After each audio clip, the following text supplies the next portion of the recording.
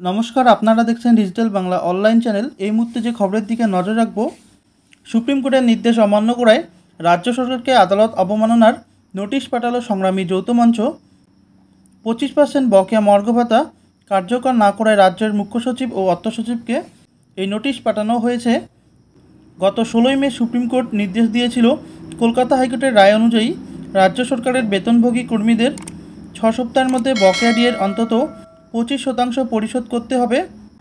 সংগ্রামী যৌথ মঞ্চের অভিযোগ, রাজ্য সরকার দশকের পর দশক ধরে অর্থের অভাবের অজুহাত দেখিয়ে ন্যায্য বেতন ও ভাতা দিতে দেরি করছে, অথচ ট্রাইব্যুনাল, হাইকোর্ট এবং সুপ্রিম কোর্ট এই অজুহাত খারিজ করে দিয়েছে।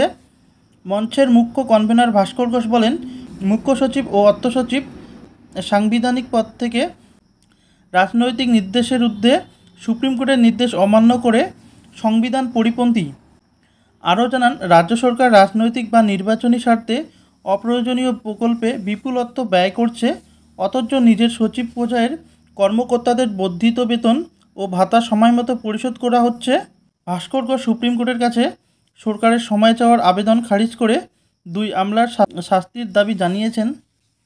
তো আপনারা বুঝতেই পারছেন, সুপ্রিম কোর্টের নির্দেশ অবমাননা করায় নোটিশ রাজ্যকে। তো আজকের ভিডিওটি এই পর্যন্তই। পরবর্তী কী আপডেট আসছে অবশ্যই আপনাদের জানাবো। ধন্যবাদ।